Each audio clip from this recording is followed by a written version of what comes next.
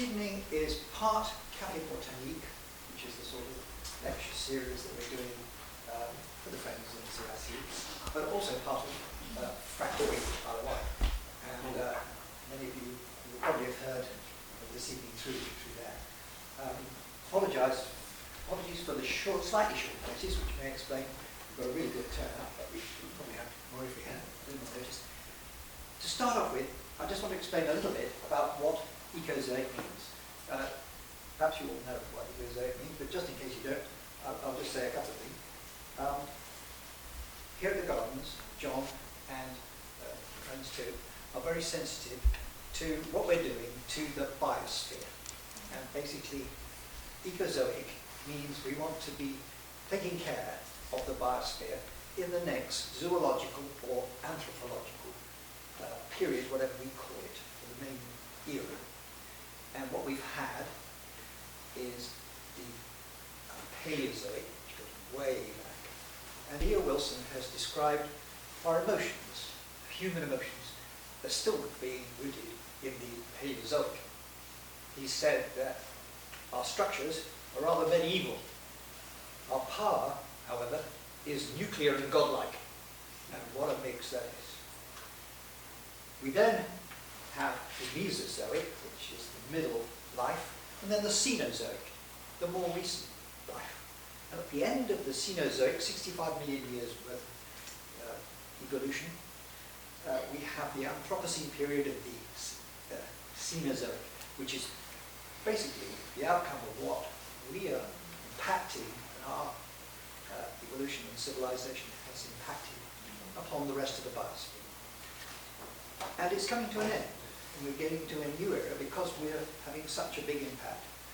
I don't want to say too much about this because I know that the friends and myself, and we're not the only ones who are sensitive to this, and I know there's another particular person that I'm going to introduce who's also very sensitive and has spent a lot of time and energy in being the press officer for Frack and also cycling all around Europe and across from the Arctic here. We want to hear from her. So I'll introduce without further ado, at least you know what Ecozoic to Morgan Curtis. I'm sure you want that. Thank you so much, Chris. Not yet.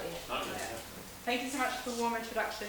Frack by the Wight was really delighted to be welcomed here tonight by the Friends Society. So what's going to happen this evening? So I guess first off, this is a bit of an unconventional evening for Frack by the Wight. Sylvia here, who I'll introduce in a moment, has been doing public meetings all the way around the island where we run through all of the information about the threats to the island and potential impacts. And you'll get a glimpse of that tonight.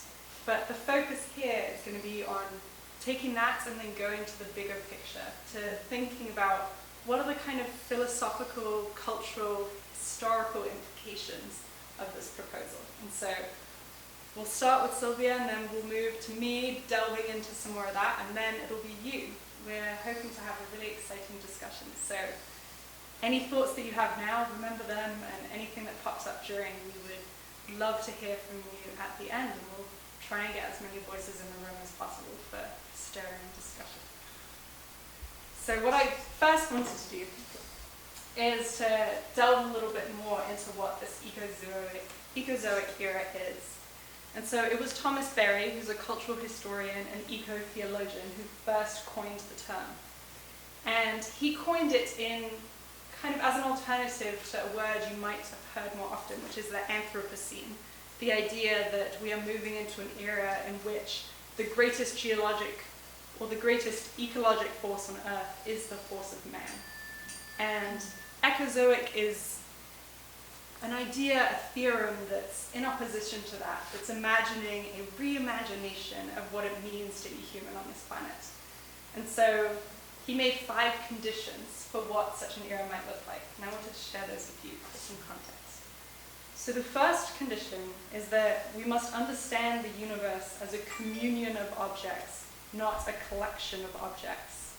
Since the 17th century, our Western culture has seen ourselves as distinct from the non-human components of the planet. What would it take to reimagine ourselves as a communion. His second condition is the necessary realization that the Earth exists and can survive only in integral functioning. It cannot survive in its fragments any more than you and I could survive in fragments. His third condition was a recognition that the Earth is a one-time endowment. We must realize that there's such thing as irreversible damage. That's a power that we now have in the biosphere, and that the resources that we have on hand are finite. The fourth condition is the realization that Earth is primary and humans are a derivative of that system.